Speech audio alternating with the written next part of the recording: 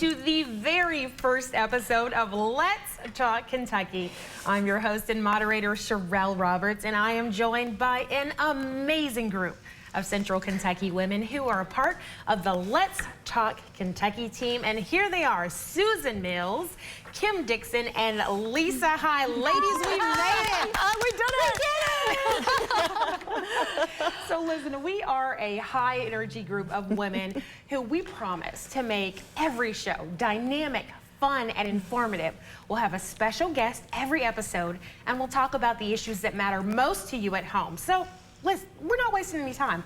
Let's get right into it. All right, let's do it. Yeah. So it's time for something we like to call Talk of the Town, and today's Talk of the Town is Let's Talk Kentucky, our show. We want to take this time to make our first segment all about us so that you folks at home can get to know us a little bit better. So I'll start with myself. I am Sherelle Roberts. This is my second stint on TV in Lexington. You may remember me as a former reporter or a spokesperson for the police. I've also worked in government and in politics. And in the past few years, I went a little bit crazy and I decided to start working on my PhD. And I've been teaching political science. I've also done a lot of traveling, and I've documented that on my travel blog. And now I'm here back talking to you, and I'm very excited about that. So that's me. Next up, I'd like to introduce you to Susan Mills. Hey, Susan. Hi. I'm so excited to be here. I am a born and raised Kentuckian. I've spent time traveling, living in different places, but I have an amazing husband, Cameron, my son, 9-year-old son, Alex, who's the light of my life. I am an autism advocate. I'm very, very passionate about that. I'm also an artist and author and illustrator of a children's book series called Dino Sprout. I'm just really excited to give the voices to Kentucky and just converse with other women and powerful people in Kentucky. I mean, we're going to have a great time. We absolutely are. Thank you, Susan. Up next is makeup artist, actress, and all-around just amazing lady, Kim Dixon. Hey, Kim. Hey, everybody. My name is Kim Dixon, and indeed, I am a makeup artist. I am a voiceover artist. I am an actor. I live here in Lexington with my husband, Adam, and our 4 cats. And I run my own business called Kim Dixon Media, where I do all of those things that I just mentioned. Thank you, Kim. And last but not least, someone that you all absolutely should be very familiar with. Lisa. Hi. Hey, Lisa. Hey, guys. So excited to be starting the show. For those of you who do not know me, I am Lisa High with ABC 36. I am the News at Noon co-anchor with my husband, Doug High, who I've been married to for 26 years, going on 27 this year. Can't believe it. I am the mother of 2 beautiful boys, teenagers right now, so we have a lot to talk about with that. But yeah, I'm just really excited to be here, and thank you for joining us today, because we're just so excited to get started. We absolutely are. Well, that is the team, everybody, and we are so excited for you to join us on this first episode of Let's Talk Kentucky. So stick around. Coming up after the break, the CDC says some folks need to put their mask back on. Let's talk about it in the Countdown Convo.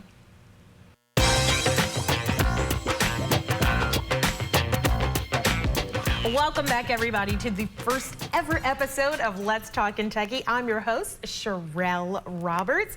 And listen, it is time for Susan, Kim, and Lisa to join me in something we call the Countdown Conversation. This is going to be crazy, guys. This is our opportunity to chat about as many topics as we can in 6 minutes. How I'm are we already gonna do sweating. this? I know. I'm 6 sweating. minutes, but we're gonna do it. All right. So here we go. Let's get the clock started. Okay. So the CDC is saying that we're seeing elevated numbers of COVID-19 in northeastern Kentucky. And so anybody who's susceptible to getting really serious cases of COVID or dying should put their mask back on. I don't think people are going to do it. What do you guys think? Wow. You know, obviously, it's extremely serious, especially to those who are most susceptible to it. And so they definitely should mask up. But as far as everyone concerned, if it doesn't directly affect them or if they don't fear that it's going to, that's their choice. They can do what they want. Yeah. And I think, too, as far as northeastern Kentucky, we have everyone talks about borders. Well, we don't have borders around northeastern Kentucky. What do we do there? People travel. I think everyone should just use their best discretion. Yes. It's your body. Do what you feel like you need to do to keep yourself safe. Yeah. So you know what's interesting? I'm a rule follower. So remember when Dr. Fauci was like, when you go on the plane, wear your mask. When you go on the plane, wear your goggles. So Dr. Fauci said, get goggles. I got goggles, okay? So I was on the plane, I had my little goggles on, I had my mask on, and people were looking at me like I was crazy. There are Do you hear pictures of me? this, right? They were looking at me like I was crazy. Yes, I have pictures. So I'm a rule follower, but I mean, look, if I'm wearing my mask outside now because here in Central Kentucky, there is so much pollen. Yes. It's on the Yes, there cars, is. it's on my Yes. head, it's on my pets, it's on everything. So I'm wearing a mask now when I'm outside because I don't want to get a sinus infection and get sick and make myself more susceptible to something else. Oh, and you know what? Yeah. Both of my sons have a sinus infection right now. So, Okay. I mean, that's are we normalizing masks? That's We'll what it see. is. All Yes. right. We'll try. I know somebody's going to be talking about this later. Okay, next topic in the countdown conversation. Okay, so some folks are saying that you should be able to have more benefits at work for folks who are going through menopause. We're having hot flashes, we're tired, we're having fatigue. Should you get some special benefits at work, some sick days, some special treatment? I mean, what do you all think about this? Menopause benefits at work. Kim, what do you say? Well, menopause is technically a medical condition. You know, it is, and I think we need to be allowed some time to work through these issues that are technically a medical condition. yeah. Do you think that should be paid time off?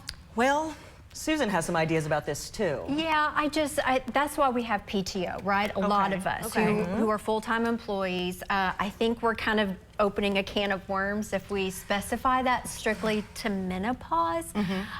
So I just think PTO, if your child is sick, if you have menopause, if you can use Vacation. PTO. Yeah. PTO is for Okay, so anything. I'm going to be the devil's advocate here. They are saying that we should raise awareness around menopause. You know, like Yes. I'm Yes. hot right now. Agreed. Okay.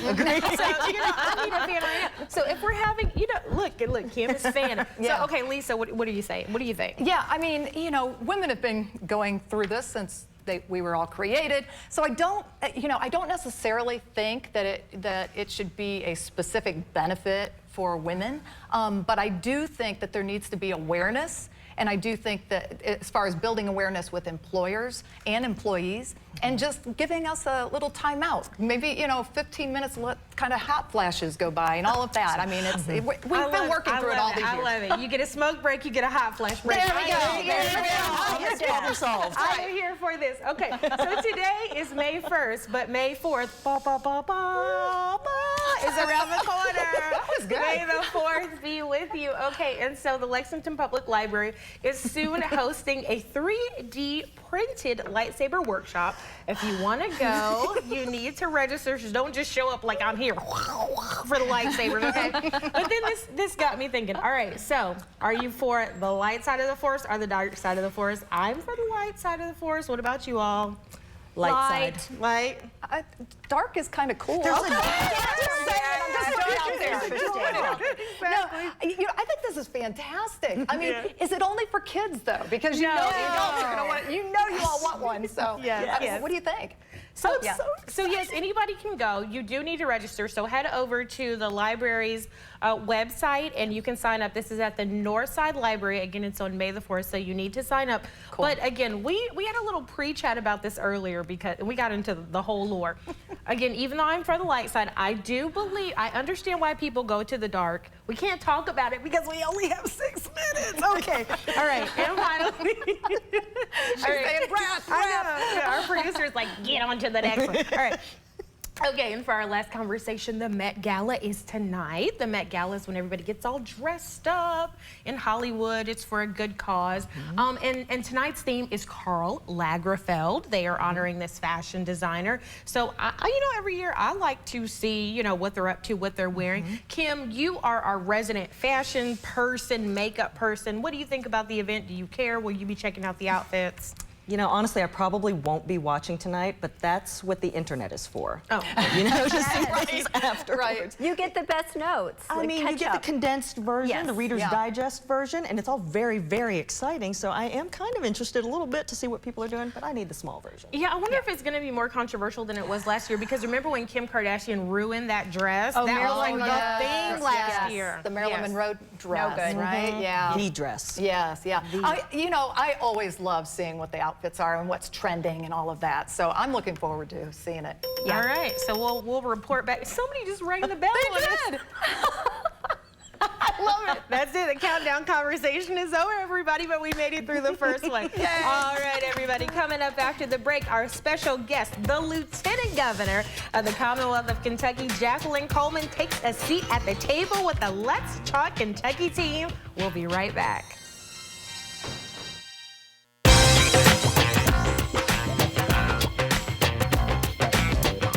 Welcome back to our first episode of Let's Talk Kentucky. I'm your host, Sherelle Roberts, along with the Let's Talk team, Susan Mills, Kim Dixon, and Lisa High. And we are joined by our very first guest, the Lieutenant Governor of the Commonwealth of Kentucky, Jacqueline Coleman.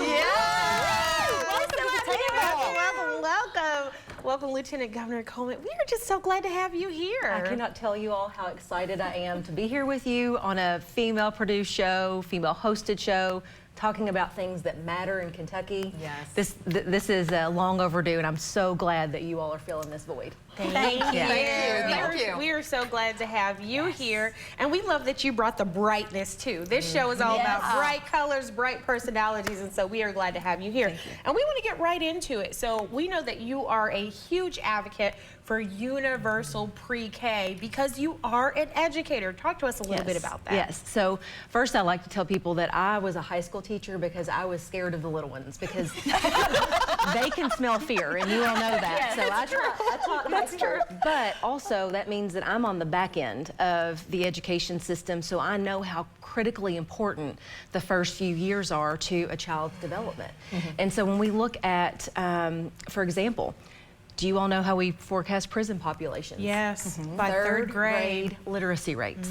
Wow. Right? I didn't know that. So when we talk about getting our kids into universal pre-K, we want it for every 4-year-old in Kentucky. Good. And the challenge we're facing now is 2/3 of our kids, when they walk through the door on the first day of kindergarten, are ill-prepared. 2/3.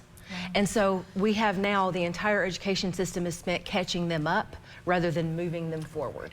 So having universal pre-K for every 4-year-old in Kentucky, number one, would change the trajectory of a generation of kids' lives, but also it would help women who want to be back in the workforce to be able to re-enter the workforce and continue to work because they wouldn't have to worry because they would know their children were in a universal pre-K class taken care of and learning and playing and collaborating and moving their education forward from that day on. That's a That's really, really amazing. good point that Yeah. people That don't really think about. is. Lisa, I know you have a question. Yeah, so your administration, this is switching gears, your administration has been through a lot, obviously, from the natural disasters that we've had here in our own state, not to mention a global pandemic, everything in between. Let's talk about what you would say is your most awe-inspiring moment during your years as Lieutenant Governor. Oh wow, there's a lot. You know, let's go back. The governor and I were inaugurated in December of 2019. I had a baby in February. The pandemic started in March. Wow. Okay, so that's how that administration started. Right? And then on top of that, we're working through a global pandemic where none of us really know the answers at first, and there's not a vaccine or a cure yet. And so a lot of it was us having to trust the medical professionals, right?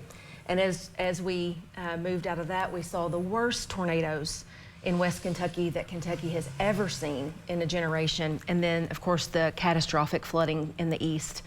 But I will tell you, I think the most awe-inspiring thing that I've seen through all of those challenges is in the aftermath, Kentucky showed who we really are. Yeah. Because we had neighbors helping neighbors, we had people showing up, and I literally saw someone get out of their truck and walk up to a homeowner and shake their hand and introduce themselves and say, how can I help?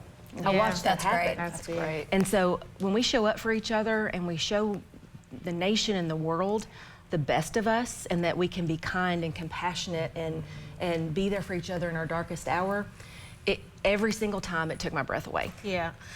Oh, thank you for sharing. You know what? The one thing that we forgot is tissues. During our pre-shows, there were like tears, and we forgot to bring tissues. I knew we forgot something today. But thank you for next show we will. But thank you for sharing that, because I was just sitting here like, oh Lord, we didn't bring the tissue. Susan, do you have a question? Yeah, I do. So as a mom, I mean, like Lisa said, you've gone through so much already. You have a young child now. How do you find the time, or how do you balance the professional time as a lieutenant governor and your personal time, being a wife and mother? How do you do that? I have no idea. You just do it. I mean, really, you just try to put one foot in front of the other. But in this role, I do try to be very cognizant of the women who came before me, right? So we have Crit Llewellyn. We have the last lieutenant governor was Janine Hampton. Crit Llewellyn, of course, Martha Lane Collins, right? And those women blaze the trail so that I could be in this seat. And the women who have served in Kentucky help to make that trail a little bit wider, so that someone like me could become lieutenant governor, someone like me could have a baby while I'm in office and continue to serve. It's just changed the landscape. But I also look behind me, and I think about the job that we have as women who are leaders in our community to also bring those young women along with us, right? Yes. And so really, and of course I have a 25-year-old adopted daughter at home, and I have a 3-year-old Evelyn at home. And so, you know, I see them every single day, and I try to think about, this is what I like to say, I try to think about being the woman that I needed when I was a little girl. Yeah. That's incredible. And I think that, you know, if that guides you, then every day you put one foot in front of the other, and you never feel like you get it right. But you always try to be better the next day than you were today. And I think that's really Well important. said. Thank you so much, Lieutenant Governor. Well, thank you, Lieutenant Governor, for joining us for these insightful words. Stick around with us. Coming up after the break, everybody, we're going to talk about some crazy things, particularly should golf carts be driving on Lexington's busy streets and roadways? We'll talk about this after the break in something we like to call What's Trending.